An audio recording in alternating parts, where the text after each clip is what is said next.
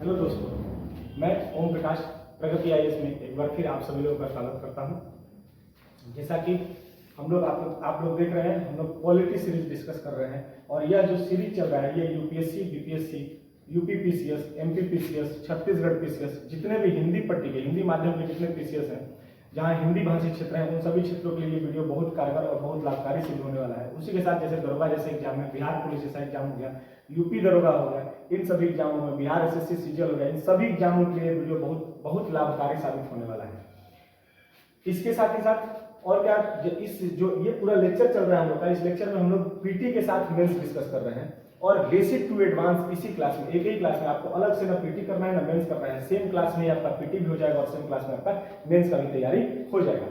अगर दोस्तों वीडियो पसंद आए, हम पहले भी 2 वीडियो डाल चुके हैं, आप लोग का रिस्पांस बहुत अच्छा रहा है और अगर आगे भी पसंद आएगा तो आप लोग इसको सब्सक्राइब कीजिए, चैनल को कमेंट कीजिए, शेयर कीजिए और लाइक जरूर कीजिए दोस्तों, तभी और मोटिवेशन मिलेगा और ऐसे मजेदार वीडियो हम लेके आते रहेंगे। तो जैसा कि पिछले 2 वीडियो में हम लोग डिस्कस कर रहे हैं मौलिक अधिकार, राज्य व्यवस्था में हम लोग मौलिक अधिकार डिस्कस कर रहे हैं और पहले वीडियो में हम बताए थे कि अधिकार कितने प्रकार के होते हैं, अधिकार कैसे होते हैं, मौलिक अधिकार का स्थान भारतीय संविधान में कहाँ दिया गया है। दूसरे लेक्चर में डिस्कस किए कि अधिकारों का विकास कहाँ से हुआ, मौलिक अधिकार का विकास अमेरिकी संविधान में, भारतीय संविधान में कैसे हुआ। और उसके बाद हम लोग अनुच्छेद 12 देखे थे, जहाँ राज्य की परिभाषा लिखी हुई है और उस राज्य की परिभाषा बताने के बाद हम लास्ट में 2 सवाल जो आप लोग के छोड़ के गए थे, एक क्या न्यायपालिका राज्य है और क्या बीसीसीआई राज्य है। बहुत लोगों का कमेंट आया, कुछ लोगों का सही भी था, कुछ लोगों का गलत भी था। तो आज हम लोग इसका आंसर भी जानेंगे। आप लोग वीडियो में लास्ट तक बने रहेगा और लास्ट में हम इसका आंसर मजेदार केस स्टडी के साथ बताएंगे, ताकि आपके पास एकदम फैक्ट के साथ एक मजबूत आधार रहे, जहां भी कहीं भी आप अपनी बात को रखें तो वो मजबूती से स्थापित हो जाए। फिलहाल आज हम अनुच्छेद 12 से अगले आर्टिकल पे चलते हैं, अनुच्छेद 13 देखते हैं कि अनुच्छेद 13 में अब क्या क्या बातें की गई है मौलिक अधिकार में। जैसे राज्य को मौलिक अनुच्छेद 13 को 4 भागों में विभाजित किया गया है। तो जैसा अनुच्छेद 13(1), अब अनुच्छेद 13 को 4 भागों में विभाजित किया गया, जिसमें अनुच्छेद 13(1), इसको उपभाग कहते हैं, तो इसको हम लोग ब्रैकेट में लिख देते हैं। अगर हिंदी में लिखना है तो इसको क भी लिख सकते हैं, तो इसको 1 नहीं होगा, ये इस तरीके से होगा, क होगा। तो अनुच्छेद 13 का कह रहा है दोस्तों कि संविधान प्रारंभ से ठीक पहले के राज्य क्षेत्र में लागू सभी विधियां उस मात्रा तक शून्य होगी जिस मात्रा तक वे मूल अधिकारों के उपबंधों से असंगत है। ये क्या कह रहा है? कहने का मतलब है इसमें कि संविधान प्रारंभ होने से ठीक पहले, तो संविधान हमारा प्रारंभ कब हुआ था? आप लोग को पता होगा, संविधान जो लागू हुआ था वो 26 जनवरी 1950 को लागू हुआ था। तो 26 जनवरी 1950 से पहले भी तो इस देश में व्यवस्थाएं चल रही होंगी, इस देश में सारा शासन प्रशासन चल रहा था, अंग्रेजी काल में भी या आजादी के बाद भी हमारे देश में कुछ शासन प्रशासन चल रहा था और वहां भी नागरिकों को कुछ अधिकार मिले हुए थे। तो वही कह रहा है कि संविधान लागू होने से ठीक पहले वैसे कानून, ठीक पहले, ठीक है, भारत राज्य क्षेत्र में लागू सभी विधियां, विधि मतलब कानून होता है, वैसे सभी कानून जो उस मात्रा तक शून्य होंगी जिस मात्रा तक वे मूल अधिकारों का या उसके उपबंधों का उल्लंघन कर रही है। तो मूल अधिकार आप जानते हैं कहाँ है? भाग 3 अनुच्छेद 12 से 35 में।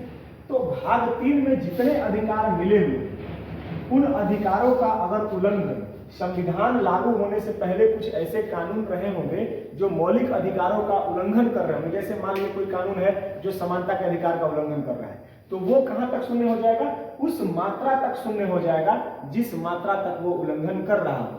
मतलब या तो पूरी विधि समाप्त हो जाएगी या उस मात्रा तक केवल एक छोटा सा उसका हिस्सा समाप्त हो जाएगा, और समाप्त नहीं होगा पूरे तरीके से। इसमें जैसा कि आप देख रहे हैं उधर लिखे हुए डॉक्ट्राइन ऑफ एक्लिप्स या ग्रहण का सिद्धांत, ये क्या है? देखिए यही होता है बेसिक टू एडवांस जाने का मतलब। अब इसी लेक्चर में हम आपको ये एडवांस बात बता रहे हैं, ये आपको अमूमन यूट्यूब पे बहुत कम या पेड कोर्स में मिलेगा।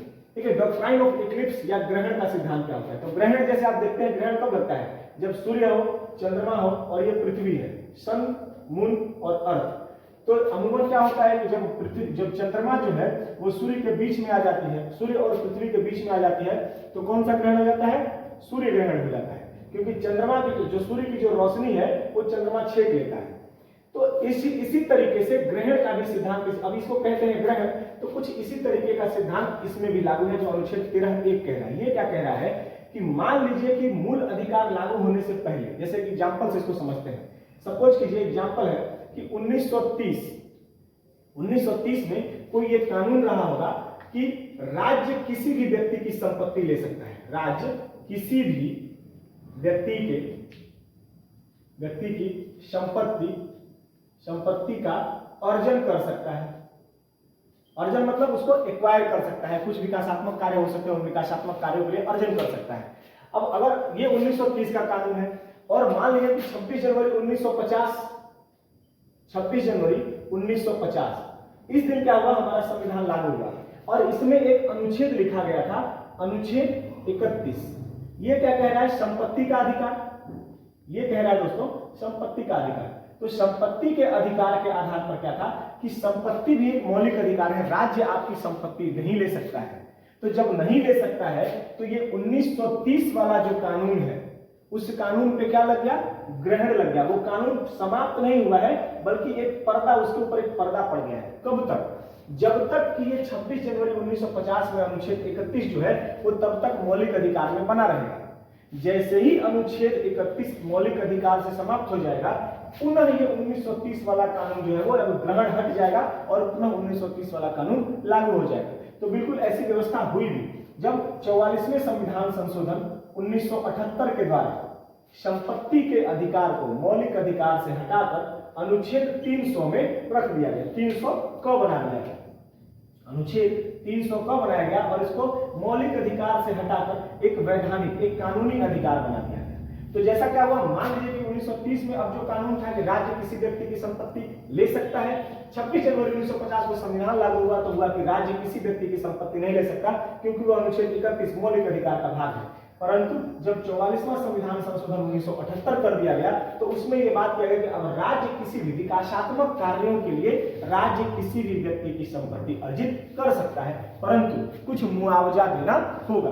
तो जैसे ही ये कानून बनाया गया, ये 300 को और 44वां संविधान संशोधन लागू हुआ, अब 1930 वाला जो पर्दा था, 1930 पे जो पर्दा डाल दिया था, उस पे जो ग्रहण लग गया था, उस ग्रहण को हम क्या कर देंगे, हटा देंगे और पुनः 1930 वाला कानून लागू हो जाएगा, जिससे कि क्या होगा, पुनः राज्य जो है वो संपत्ति अर्जित कर सकेगा।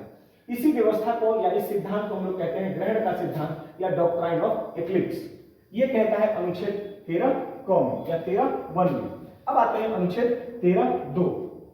13(2) कह रहा है, देखिए 13(2) कह रहा है राज्य ऐसी विधि नहीं बनाएगा, राज्य ऐसी विधि नहीं बनाएगा जो इस भाग, किस भाग, पार्ट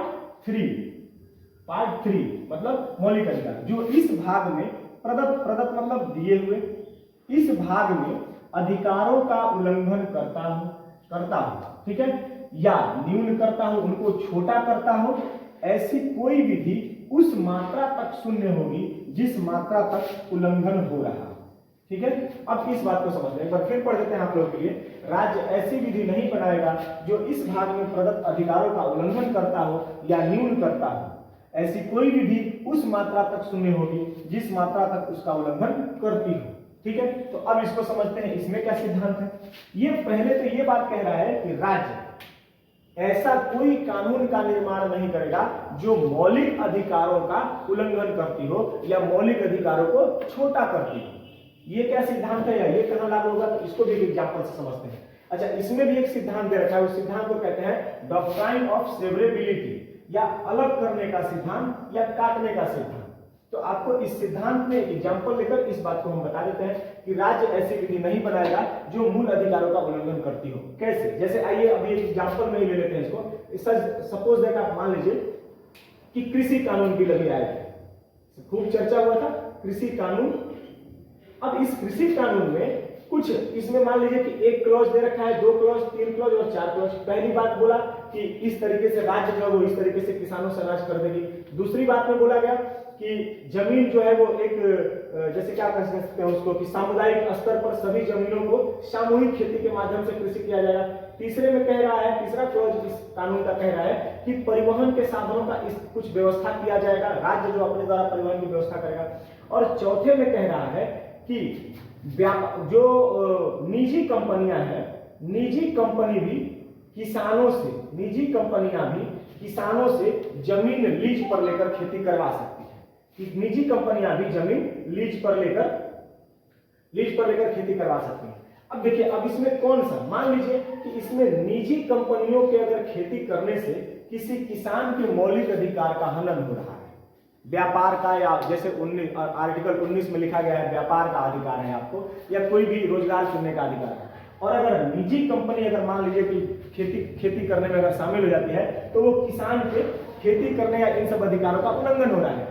तो अब इस जो डॉक्ट्राइन ऑफ सेवरेबिलिटी या अलग करने का सिद्धांत या काटने का सिद्धांत क्या कहेगा, इसमें ये एक काम करेगा, ये पूरा जो कानून है इस कानून को खत्म नहीं करेगा। जैसा कि अभी हम लोग देख रहे थे डॉक्ट्राइन ऑफ एथिक्स में हो रहा था कि 1930 वाला पूरा का पूरा कानून पे ही पर्दा पड़ गया था, लेकिन यहाँ सेवरेबिलिटी या अलग करने के सिद्धांत में पूरा कानून खत्म नहीं होगा। तो कौन सा हिस्सा खत्म होगा? वो हिस्सा खत्म होगा। देखिए वही बात कह रहा है कि ऐसी कोई विधि उस मात्रा तक, कहने का मतलब है वही हिस्सा केवल इस कानून का खत्म होगा जो मौलिक अधिकार का उल्लंघन कर रहा होगा। तो इसमें देखिए कृषि करना, ये सारी बातें तो खत्म नहीं हो रही थी, लेकिन निजी कंपनी के आने से किसी किसान के मौलिक अधिकार का हनन हो रहा था। तो इसका मतलब है कि अनुच्छेद 13(2) जो है ये इसका उल्लंघन कर रहा है। ये जो कानून का ये जो बात है वो इसका अनुच्छेद 13(2) का उल्लंघन कर रहा है, और इस आधार पर अनुच्छेद 13(2) के आधार पर इस कानून का जो चौथी व्यवस्था थी उस चौथी व्यवस्था को काट कर क्या कर दिया जाएगा? अलग कर दिया जाएगा। ये अलग कर दिया जाएगा। अब देखिए, अब ये दोनों सिद्धांत किस चीज का अधिकार दे रहे हैं? ये दोनों सिद्धांत जो है वो किसी कानून के न्यायिक पुनर्विलोकन, है ना, जुडिशियल रिव्यू का अधिकार दे रहे हैं। और जुडिशियल रिव्यू के माध्यम से ही किसी भी मौलिक अधिकार के उल्लंघन पे किसी भी कानून को न्यायपालिका उस कसौटी पे कसती है, और कसने के बाद अगर नागरिकों के मौलिक अधिकार का हनन हो रहा है तो उसको रोकने का या उस कानून को समाप्त करने का प्रयास करती है। आइए यहां से हम लोग देखते हैं, एक चीज पे शायद आप लोग का गौर नहीं गया होगा, या एक चीज पे आप लोग शायद न ध्यान पाए, कुछ लोग ध्यान दिए भी होंगे। अनुच्छेद 13(1) और 13(2) बात किस चीज की कर रहा है? तो अनुच्छेद 13(1) जो है वो बात करता है वैसे कानूनों की जो कानून संविधान लागू होने से पहले थे। जो हमारा 26 जनवरी 1950 से संविधान लागू हुआ, तो जो कानून संविधान लागू होने से पहले जो थे उन कानूनों की बात कर रहा है कि वैसे कानून शून्य हो जाएंगे अगर वो मौलिक अधिकार का हनन करते हैं। और अनुच्छेद 13(2) जो है वो बात कर रहा है कि वैसे कानून जो अब वैसे कानून राज्य नहीं बनाएगा। कब? संविधान लागू होने के बाद राज्य ऐसी विधि का निर्माण नहीं करेगा जो मूल अधिकारों का हनन करते हैं। तो 13(1) कह रहा है, 13(1) उन कानूनों की बात कर रहा है जो संविधान बनने से पहले मौजूद थे, और 13(2) कह रहा है कि राज्य अब संविधान लागू होने के बाद राज्य ऐसे कानून नहीं बनाएगा जो मूल अधिकारों का हनन करते हो। तो ये एक यहाँ पे एक फैक्ट है, इसको आप लोग ध्यान रखिएगा, ये पीटी में पूछा जा सकता है। आइए अब अनुच्छेद 13(3) देखते हैं। तो 13(3) हम लोग कानून की चर्चा कर रहे हैं कि ऐसा कानून वैसा कानून या कौन सा कानून जो मूल अधिकारों का हनन न करे। तो देखते हैं कि आखिर कानून है क्या। देखिए विधि को इंग्लिश में कहते हैं लॉ, और लॉ मतलब कानून। तो कानून की परिभाषा क्या है? कौन कौन सी ऐसी चीजें होंगी, कौन कौन से ऐसी बातें होंगी जो कानून का रूप होंगी या विधि का रूप होंगी? तो अनुच्छेद 13(3) में विधि की परिभाषा दी गई है। इसमें जो सबसे पहली बात जो लिखी गई है वो कह रही है अस्थायी विधियां। जो पहली बात कर रहा है वो कह रहा है स्थायी विधियां। स्थायी विधियां कैसी होगी? जो विधियां संसद द्वारा या जो विधियां राज्य विधानमंडल द्वारा बनाई जाती हो। संसद द्वारा या राज्य विधानमंडल द्वारा। तो संसद कहाँ है? संसद अगर आप देखिएगा तो संसद जो होती है वो केंद्र सरकार, केंद्र यानी कि दिल्ली में जो जहां मोदी जी बैठते हैं वो है हमारी संसद। और जैसे राज्य विधानमंडल ये हर एक राज्यों में होती है, जैसे बिहार में जहां नीतीश कुमार बैठते हैं, यूपी में जहां योगी आदित्यनाथ बैठते हैं, महाराष्ट्र में जहां एकनाथ शिंदे बैठते हैं। तो ये हो गया हमारा राज्य विधानमंडल। तो अस्थायी विधियां वो होंगी जो संसद या राज्य विधानमंडल द्वारा बनाई जाती है। ठीक है, तो पहला जो विधि की परिभाषा मिली वो ये है कि संसद या राज्य विधानमंडल द्वारा बनाए जाने वाले कानून जो अगर मौलिक अधिकारों का हनन करेंगे तो उनको क्या हो जाएगा? उनको शून्य घोषित कर देगी न्यायपालिका। दूसरा है अस्थायी विधियां। अब देखिए शब्द यूज हुआ, पहले में शब्द हुआ अस्थायी, दूसरे में अस्थायी। और ये कौन सी विधि होगी? तो ये राज्यपाल या राष्ट्रपति द्वारा पारित कोई अध्यादेश। देखिए इसके नाम में फिर से बात देख लीजिए, अस्थायी विधियां राज्यपाल या राष्ट्रपति द्वारा पारित अध्यादेश। अब अध्यादेश जैसे ही नाम देखें आपको पता चल जाएगा। देखिए इसमें छिपा हुआ है आधा आदेश, आधा आदेश। तो ये जो आधा आदेशी है, पूरा आदेशी नहीं है, तो ये कैसा प्रकृति, कैसी प्रकृति होगी इसकी? स्वाभाविक सी बात है कि ये अस्थायी प्रकृति की होगी। और अध्यादेश इसलिए अब राष्ट्रपति किस अनुच्छेद के तहत अध्यादेश जारी करते हैं, ये भी एक क्रिटिकल फैक्ट आप यहीं पे देख लीजिए। तो राष्ट्रपति जो है वो अनुच्छेद 123 के तहत अध्यादेश जारी करते हैं और राज्यपाल जो है वो अनुच्छेद 213 के आधार पर अध्यादेश जारी करते हैं। इसमें अध्यादेश या इसमें बात कैसी, तो देखिए जो कोई भी कानून है वो दोनों, जैसे केंद्र सरकार द्वारा कोई कानून बनाया जाता है, केंद्र सरकार का या संसद द्वारा, तो इसको संसद लिख लेते हैं, संसद द्वारा कोई कानून बनाया जाता है, तो कोई भी कानून बनाने के लिए लोकसभा प्लस राज्यसभा और साथ में प्रेसिडेंट का होना आवश्यक है, तभी जाके कोई भी विधि जो है, कोई भी जो बिल है वो पहले लोकसभा या राज्यसभा में पारित होता है, उसके बाद फिर राज्यसभा या लोकसभा में होता है, उसके बाद जब फाइनल उस पर वर्डिक्ट मिल जाता है या फाइनल जब सब लोग सहमत होते हैं या बहुमत से पारित हो जाता है, तो वो राष्ट्रपति महोदय के पास जाता है सिग्नेचर होने के लिए, और राष्ट्रपति महोदय जब उस पर साइन कर देते हैं तो वो कानून का रूप ले लेता है। तो अब ये अध्यादेश किस स्थिति में जारी किया जाता है, क्योंकि अमूमन आप सुनते होंगे कि लोकसभा का सत्र चल रहा है, तो इसका मतलब है कि लोकसभा सालों भर नहीं बैठती है।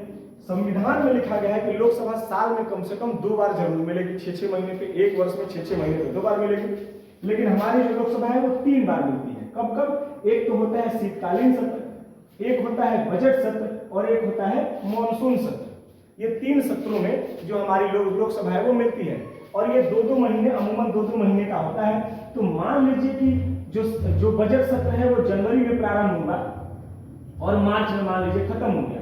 अब जनवरी से मार्च तक चलता रहा, तब तो लोकसभा बैठा हुआ था और राज्यसभा निरंतर चलते रहती है, राज्यसभा में ऐसा कोई दिक्कत नहीं है। लेकिन जनवरी से मार्च तक चला और अप्रैल में कुछ ऐसी बात घटना घट गई देश में, अप्रैल में कुछ ऐसे इमरजेंसी हालात हो गए जब कानून बनाना बहुत आवश्यक है और लोकसभा है नहीं। अब जब लोकसभा नहीं है तो आप अभी बताएं हम कि राज्यसभा और लोकसभा और राष्ट्रपति जब तक तीनों नहीं होंगे एक साथ, तब तक कोई भी कानून पारित नहीं होगा। तो फिर इसको किया कैसे जाएगा?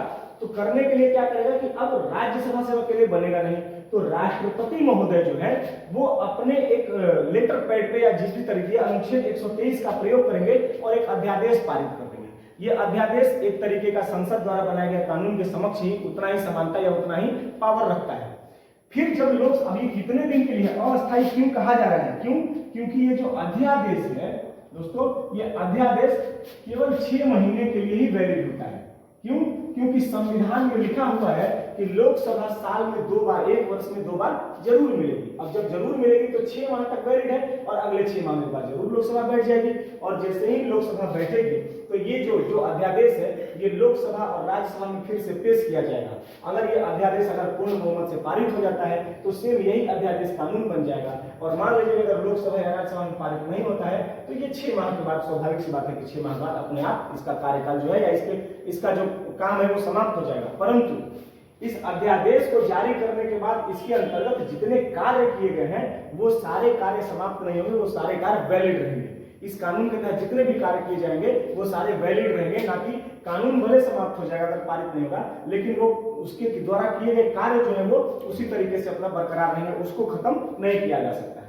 तो ये हो गया अध्यादेश राज्यपाल 213 के आधार पर और राष्ट्रपति 123 के आधार पर। तो दूसरा हम लोग देख लिए विधि की परिभाषा में, पहला देखे अस्थायी विधियां जो संसद और विधानमंडल द्वारा, दूसरा देखे अस्थायी विधियां जो राज्यपाल या राष्ट्रपति द्वारा पारित अध्यादेश के माध्यम से बनाई जाए। तीसरा देखते हैं कार्यपालिका विधान।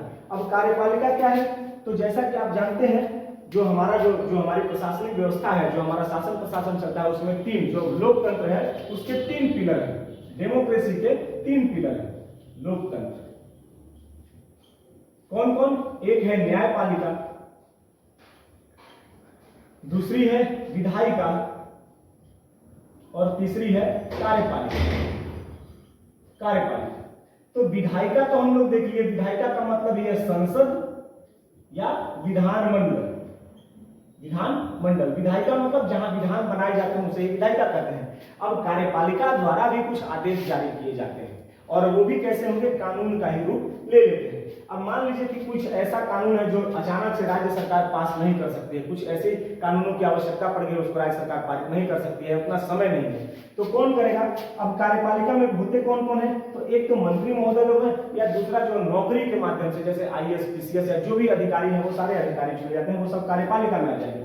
तो वो क्या करेंगे? वो भी एक अध्यादेश जारी कर देते हैं, या एक ऑर्डर आदेश जारी कर देते हैं, कोई नियम बना सकते हैं, कोई अधिसूचना जारी कर सकते हैं। जैसे आप समझ लीजिए कि मान लीजिए कि किसी कहीं टाई लगाने की वजह से, मान लीजिए कि गर्मी का मौसम है और टाई लगाने की वजह से लोगों का जो है वो ब्रेथ, सांस लेने में समस्या आ रही है, तो अब क्या करेंगे, एक एग्जांपल के तौर पे बता रहे हैं, अमूमन ऐसा होगा नहीं, टाई लगा के लोग सुंदर ही दिखते हैं, लेकिन अगर समस्या ऐसी आ रही है तो मान लीजिए किसी जिले के डीएम साहब है, वो एक कानून एक तरीके से एक आदेश पारित कर देंगे कि आज कल से कोई भी व्यक्ति टाई नहीं लगाएगा, एक तरीके का आदेश जारी हो जाएगा, और ये भी क्या करेगा, एक मौलिक एक कानून का रूप ही ले लेगा। ऐसा अगर कोई आदेश डीएम साहब जारी कर देते हैं तो कार्यपालिका द्वारा भी जारी किया गया कोई अध्यादेश, कोई आदेश, कोई नियम या कोई अधिसूचना, वो भी अपने आप में विधि का रूप रखती है।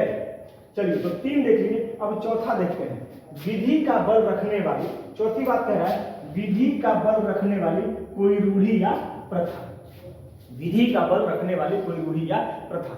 इसका कहने का मतलब क्या है कि ये कुछ ऐसी परंपराएं जो सदियों से हमारे पूर्वजों द्वारा अपनाई गई हैं और वो आज भी समाज में जारी हैं, तो ऐसे भी कुछ विधि, ऐसी कुछ रूढ़ी या प्रथाएं हैं, ये आज भी क्या करती हैं, मौलिक अधिकारों का हनन करने का प्रयास करती हैं। जैसे खोंड जनजाति का अगर नाम आप सुने हो तो खोंड जनजाति में नरबलि प्रथा चलती है, वहां किसी एक खास मौके पर मनुष्य की, आदमी की बलि दी जाती है। अब बताइए, अनुच्छेद 21 का, अनुच्छेद 19 का, अनुच्छेद 21 का ये हनन है, किसी के जीवन के साथ खिलवाड़ हो रहा है, किसी के जीवन को समाप्त किया जा रहा है और बिना उसकी मर्जी से, जबकि अनुच्छेद 21 में लिखा हुआ है कि विधि सम्मत ही, विधि के द्वारा जो लिखा गया है उसी बात के आधार पर किसी को जीवन छीनने का अधिकार है। और ये एक रूढ़ी, एक प्रथा है जिसके माध्यम से किसी की हत्या, किसी की बलि दी जाती है। तो इस आधार पर क्या हुआ कि ऐसी भी कोई प्रथा हो जो मौलिक अधिकार का हनन करती हो, उसको भी क्या कर दिया जाएगा, जीरो कर दिया जाएगा। तो विधि की परिभाषा में ऐसी रूढ़ियां और प्रथाएं भी आती हैं जो मौलिक अधिकारों का हनन कर रही होंगी, उनको भी क्या कर दिया जाएगा, शून्य कर दिया जाएगा। तो इस तरह अनुच्छेद 13(3) के अंतर्गत हम लोग 4 प्रकार के कानून देखे। एक अस्थायी विधि जो संसद और विधानमंडल द्वारा, एक अस्थायी विधि जो राज्यपाल या राष्ट्रपति द्वारा अध्यादेश के माध्यम से, तीसरा हम लोग देखे कार्यपालिका द्वारा पारित अध्यादेश, आदेश, नियम और अधिसूचना, और चौथा देखे हम लोग विधि का बल रखने वाली कोई प्राचीन परंपराएं। ठीक है, आगे आते हैं। और जैसे इसी में मान लीजिए कि एक और हम आपको रूढ़ी और प्रथा बता देते हैं कि जैसे पिता की संपत्ति में पुत्री का हिस्सा न मिलना। अब तो खैर कानून बन गया है, लेकिन अभी भी इसको प्रैक्टिस में नहीं लाया गया है, अभी भी ये उस तरीके से फोर्सेबल नहीं हो पाया है। तो ये भी कहीं लिखा नहीं हुआ है, लेकिन ये प्रथाएं चली आ रही है पीछे से कि पिता के संपत्ति में पुत्री का हिस्सा नहीं होगा, पुत्र का ही हिस्सा होगा। तो ये भी एक तरीके से क्या हो रहा है, विधि का बल रखती है। ऐसे कुछ प्रथाएं हैं जो विधि का बल रखती है, और ये भी बेटी के क्या कर रहे हैं, बेटी के संपत्ति के अधिकार का हनन कर रहे हैं, या बेटी को उस समानता के अधिकार का हनन करते हैं। तो ये हो गए 13(3). अब आते हैं अनुच्छेद 13(4). 13(4) क्या कह रहा है दोस्तों, 13(4) कह रहा है, देखिए सबसे पहले तो इस खंड को जोड़ा कर दिया है। तो इस खंड को जोड़ा गया है 24वें संविधान संशोधन 1971 के द्वारा, 1971 में 24th कॉन्स्टिट्यूशनल अमेंडमेंट एक्ट 1971 के द्वारा इस बात को संविधान में स्थान दिया गया। अब इसमें किया गया, देखिए काल क्या है, ये काल है इंदिरा गांधी का, और लगभग पहले तो ये चल रहा है, अभी इसी साल जो है वो बांग्लादेश की आजादी की लड़ाई चल रही होगी, मतलब भारत पाकिस्तान का युद्ध। और उस समय क्या किया गया, कुछ क्षेत्रों में जैसे मौलिक अधिकारों को राज्य जो है वो लेने का प्रयास करेगा, और यहीं से फिर आगे बढ़ते हुए इमरजेंसी के हालात बनते चले जाएंगे इसमें। तो अब मौलिक अधिकार का जब हनन होने लगा तो राज्य द्वारा क्या किया गया, एक ऐसी व्यवस्था संविधान में जोड़ी गई जो मौलिक अधिकारों को ही दबाने का या मौलिक अधिकारों को छीनने का प्रयास करने वाला है। तो इसमें कहा क्या गया था, बात सुन लीजिए।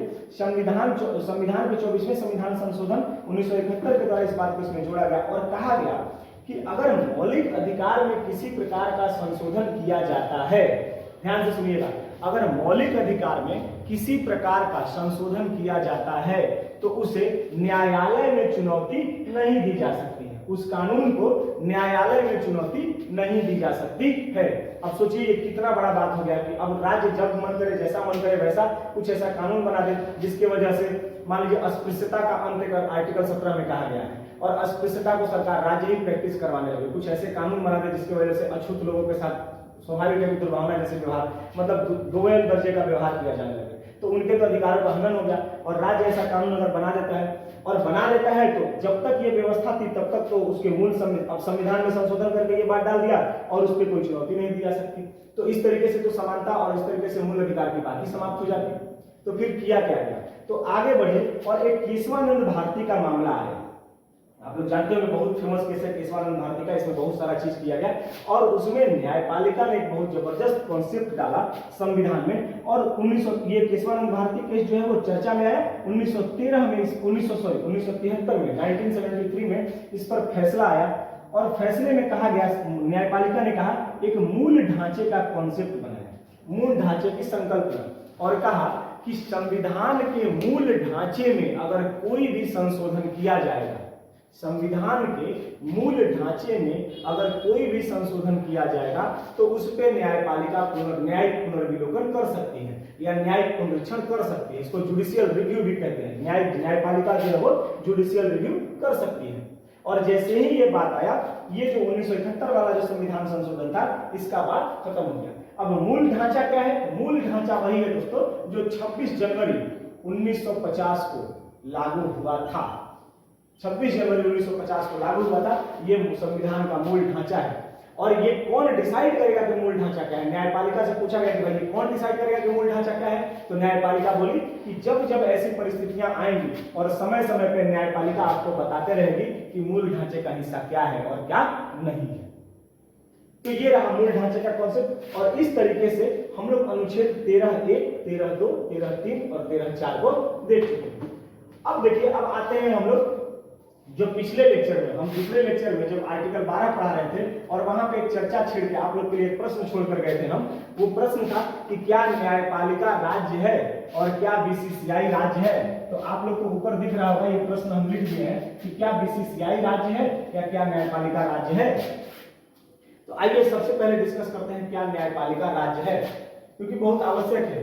सभी लोगों को लगता है कि हाँ न्यायपालिका राज्य है या न्यायपालिका राज्य नहीं है। आज आप लोग समझ लीजिए कि न्यायपालिका राज्य है कि नहीं है, अगर है तो कैसे है और नहीं है तो कैसे नहीं है। तो आइए इसमें देखते हैं। और इसमें समय समय पर ये विवाद होते रहा कि न्यायपालिका राज्य है कि नहीं है, तो इसमें हम लोग एक केस स्टडी के माध्यम से समझेंगे। अब यही सब चीजें हैं जो यूपीएससी में लिखा जाता है दोस्तों। ये सब मेंस का पार्ट है। पीटी का हम लोग देख चुके हैं, ये थोड़ा सा मेंस का पार्ट है। आप लोग को इसी वीडियो में हम वादा किए थे कि एक ही वीडियो में पीटी और मेंस दोनों दे देंगे, तो वही अब देने का प्रयास करते हैं। एक केस हुआ नरेश श्रीधर मिर्जाकर वर्सेस महाराष्ट्र राज्य, और इसमें सुप्रीम कोर्ट से ये सवाल पूछा गया कि क्या न्यायपालिका राज्य है, क्या न्यायपालिका राज्य है। और सुप्रीम कोर्ट का फैसला आता है। सुप्रीम कोर्ट फैसले में कहता है कि सुप्रीम कोर्ट, देखिए अब सुप्रीम कोर्ट पे ही सवाल उठाए जा रहे हैं। न्यायपालिका मतलब कोर्ट पे सवाल उठाया जा रहा है, तो कोर्ट ये बात कहता है, कोर्ट इस पर कोई फैसला नहीं लेता है, परंतु एक विचार छोड़ के जाता है, एक बात कह के जाता है कि अगर न्यायपालिका ही तय करेगी, ध्यान से सुनिएगा, अगर न्यायपालिका ही तय करेगी कि वह राज्य है, तो उसके आदेशों या निर्णयों के खिलाफ, उसके आदेशों या निर्णयों के खिलाफ आर्टिकल 32 के तहत रीट जारी नहीं किया जा सकता। अब सोचिए, अगर न्यायपालिका ही ये तय कर दे कि वह राज्य नहीं है या राज्य है, तो अनुच्छेद 32 जो कि मौलिक अधिकारों का संवैधानिक उपचार है, उसी के तहत अगर कोई भी मौलिक अधिकार का हनन होता है तो उसी के तहत आप मौलिक अधिकारों को लागू करते हैं। अब न्यायपालिका ही ये बात कह दे कि वो राज्य है, तो फिर उसके खिलाफ तो आर्टिकल 32 प्रयोग ही नहीं होगा।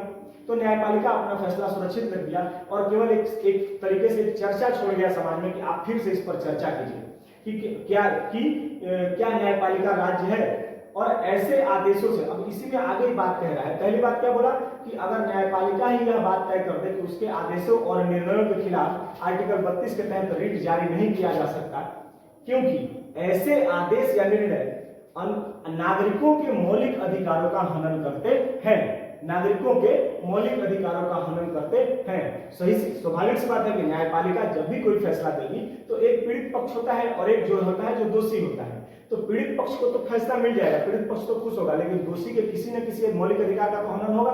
तो फिर अगर मौलिक अधिकार का हनन हो रहा है तो फिर वो कैसे न्यायपालिका पे, और न्यायपालिका ये कह रही कि हम राज्य नहीं है, तो फिर अनुच्छेद 32 के तहत कैसे उस पर कार्रवाई की जाएगी। तो ये मामला वहां जो सुप्रीम कोर्ट है वो ये चर्चा छोड़कर समाज में आगे बढ़ गया कि आप आगे चर्चा कीजिए, जैसे जैसे समाज विकसित होगा फिर आगे देखेंगे।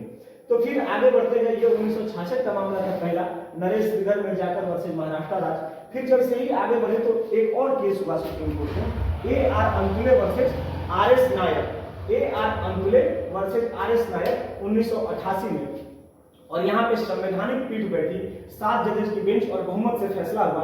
और फैसले में अदालत ने कहा कि अदालत ऐसे आदेश और निर्देश नहीं दे सकती।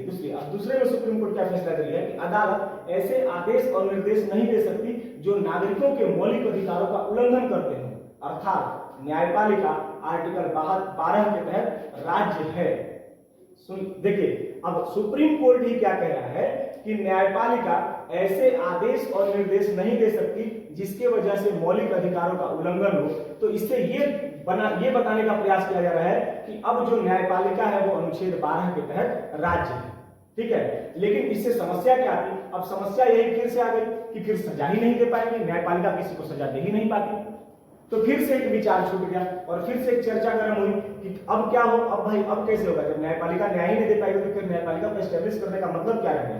तो फिर इस पे निष्कर्ष निकाला गया और निष्कर्ष में न्यायपालिका के 2 कार्य तय किए गए।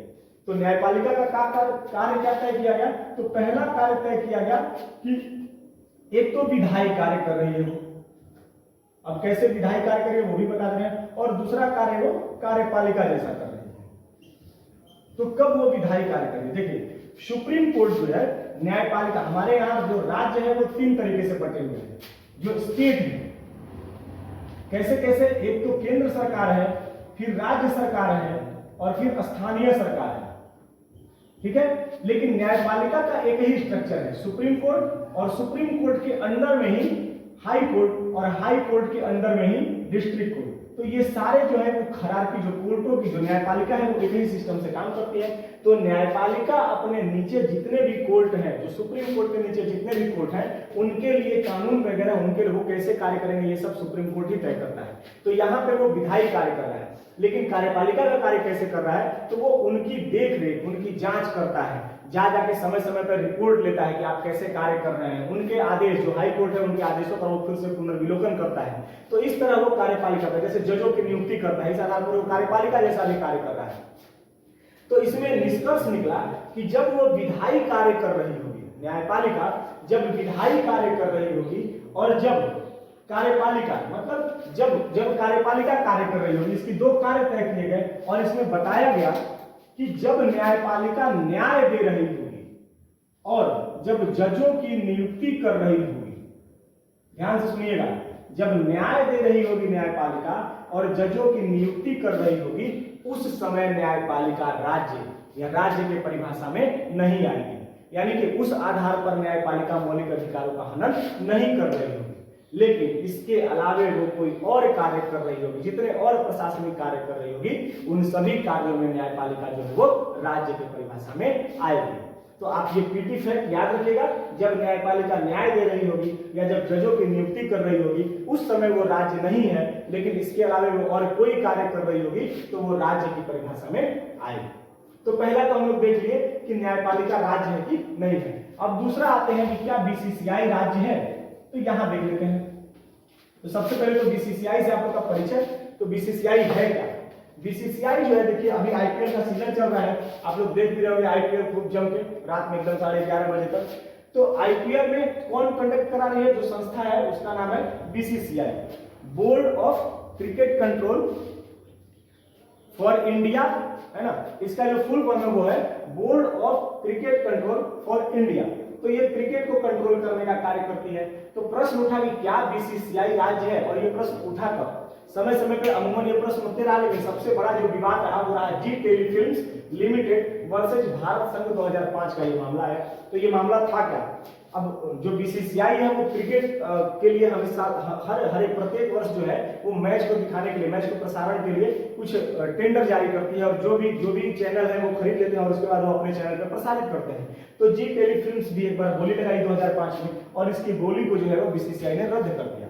और जैसे ही रद्द किया तो बीसीसीआई जो जी टेलीफिल्म्स है वो अनुच्छेद 32 के तहत, क्योंकि समानता के अधिकार का हनन हो रहा है, भाई और कंपनियां बोली लगा रही हैं और जी टेलीफिल्म्स को बोली नहीं लगाने दिया गया, तो अनुच्छेद 14 का इसमें जो है वो उल्लंघन हुआ। अब उल्लंघन हुआ तो कहां चली गई? जी टेलीफिल्म्स आर्टिकल 32 का प्रयोग किया, और 32 के प्रयोग के बाद जी टेलीफिल्म्स गई सुप्रीम कोर्ट में और भारत सरकार के खिलाफ केस कर दिया। भारत सरकार के खिलाफ केस क्या किया कि बीसीसीआई आपकी संस्था है और इस वजह से हमको उसमें शामिल होने से रोका जा रहा है उसकी बोली में। तो तो अब मामला उठा और फिर देखा गया कि क्या बीसीसीआई भारत का अंग है, क्या बीसीसीआई भारत सरकार की संस्था है। तो जैसे कि पिछले लेक्चर में आपको देखिएगा उसमें हम बताया कि राज्य की परिभाषा में कौन कौन आएंगे। तो वैसी कंपनियां जो पूरी तरीके जिसमें सभी जिसमें शेयर होल्डर भारत सरकार हो या फिर राज्य सरकार हो, वित्तीय वो वैसी संस्था जो वित्तीय सहायता राज्य द्वारा प्राप्त करती हो, वैसी संस्था जिसको सरकार द्वारा कोई कार्य सौंपा गया हो, वह वैसी संस्था जो लोक व्यवस्था के कार्यों से जुड़ी हो। तो अब देखते हैं कि क्या बीसीसीआई इनमें से कोई भी नियम फॉलो कर रहा है। क्या बीसीसीआई में सरकार का होल्डर है, सरकार का शेयर है? तो क्या रहता है कि बीसीसीआई में सरकार का कोई शेयर नहीं है, सरकार की शेयर नहीं है। तो पहली बात तो यही खत्म हो गई। दूसरा कह रहा है कि क्या बीसीसीआई को राज्य कोई वित्तीय सहायता देता है? तो ये भी बात खत्म है कि नहीं, राज्य द्वारा बीसीसीआई को कोई सहायता प्राप्त नहीं होती है। फिर तीसरा बात है कि क्या राज्य द्वारा वित्तीय सहायता प्राप्त है। और तीसरा कह रहा है कि बोर्ड किसी कानून द्वारा निर्मित है। क्या जो बीसीसीआई है वो भारत सरकार के किसी कानून द्वारा निर्मित है? तो इसमें भी बात साबित हो जाती है कि नहीं, बीसीसीआई भारत सरकार द्वारा किसी कानून द्वारा निर्मित नहीं है। तो फिर ये राज्य है कि नहीं, ये मामला यही उठ के आया। तो इस आधार पर अब इन जो तीन बातों को बताया गया जो राज्य की परिभाषा में आते हैं कि सरकार के शेयर नहीं है, सरकार द्वारा कोई कार्य नहीं सौंपा गया है, या सरकार से वित्तीय सहायता नहीं प्राप्त की जाती है, और तीसरा कि ये राज्य के सरकार द्वारा कोई किसी कानून के तहत नहीं निर्मित है। तो इस आधार पर सुप्रीम कोर्ट बोला कि नहीं, बीसीसीआई जो है वो राज्य नहीं है। परंतु इससे बीसीसीआई अपने जो मौलिक अधिकार है या जो मतलब अपने जो कर्तव्य है उन कर्तव्यों से बीसीसीआई बच नहीं सकती है। तो 2005 में सुप्रीम कोर्ट फिर इस पर फैसला दिया कि नहीं, परंतु मतलब इस आधार पर, इन तीन आधारों पर तो बीसीसीआई राज्य नहीं है, परंतु बीसीसीआई अन्य सार्वजनिक कार्यों का निर्वहन जरूर करता है। जैसे मैच कंडक्ट करना, वहां पे लोग जाते हैं तो उनकी सुविधाएं और बहुत सारा चीज बीसीसीआई देखता है। जैसे खिलाड़ियों के साथ जो व्यवहार हो रहे हैं, खिलाड़ी उन्हीं के अंदर में कार्य करते हैं, तो खिलाड़ियों के भी मौलिक अधिकार कुछ होते हैं। तो इन सब चीजों को देखते हुए सुप्रीम कोर्ट कह रहा है कि नहीं, बीसीसीआई बहुत सारे सार्वजनिक कार्यों का निर्वहन करता है, अतः यह किसी के अधिकारों का हनन नहीं कर सकता। अब जैसे ही सार्वजनिक कार्य कर किसी के अधिकारों का हनन नहीं कर सकता। अब जब हनन नहीं कर सकता तो इसके खिलाफ न्यायपालिका में अनुच्छेद 226 के आधार पर, देखिए अब तक हम आर्टिकल 32 की बात कर रहे थे, अब ये कह रहा है कि आर्टिकल 226 के आधार पर कोई भी व्यक्ति सुप्रीम कोर्ट की जगह कहां जा सकता है, हाई कोर्ट में जा सकता है अपने मौलिक अधिकार या अन्य अधिकारों को लागू करवाने के लिए। अनुच्छेद 32 के तहत आप मौलिक अधिकार को लागू करवाने के लिए सुप्रीम कोर्ट में जाते हैं और अनुच्छेद 226 के तहत आप हाई कोर्ट में जाते हैं। तो सुप्रीम कोर्ट जो है वो फैसला देता है, कहता है कि अनुच्छेद 226 के तहत आप हाई कोर्ट में जाइए, क्योंकि आर्टिकल 12 के तहत जो बीसीसीआई है वो राज्य की परिभाषा में, आर्टिकल 12 के तहत वो राज्य की परिभाषा में नहीं आता है। तो फिर आगे देखेंगे कि वो किस आर्टिकल के तहत आता है। फिलहाल बात यही है कि आप बीसीसीआई अगर कोई मौलिक अधिकार का हनन करता है तो आप अनुच्छेद 226 के तहत हाई कोर्ट में जाते हैं, और बीसीसीआई आर्टिकल 12 के आधार पर राज्य की परिभाषा में नहीं आता है। सुप्रीम कोर्ट या न्यायपालिका जो है वो आर्टिकल 12 के तहत राज्य की परिभाषा में आता है। कब आता है? जब वो न्याय और जजों की नियुक्ति के अलावे कोई और कार्य कर रहा होता है। तो इस तरीके से दोस्तों ये पूरा हम एक लेक्चर मतलब आर्टिकल 13 और आर्टिकल 12 में जो हम प्रश्न रखते हैं तो उन प्रश्नों के साथ हम इस वीडियो को समाप्त करते हैं। उम्मीद करता हूं कि आप लोग को वीडियो पसंद आएगा और बहुत नॉलेजेबल वीडियो है। आप लोग प्लीज इसको देखिएगा, शेयर कीजिएगा अपने दोस्तों के साथ, और एकदम निश्चिंत रहिए, यहाँ जबरदस्त तरीके से हम आपको पीटी और मेंस तैयारी कराएंगे। अगर पसंद आएगा तो आप लोग इसको सब्सक्राइब कीजिए, चैनल को शेयर कीजिए, लाइक कीजिए और कमेंट कीजिए। Thank you for the discussion.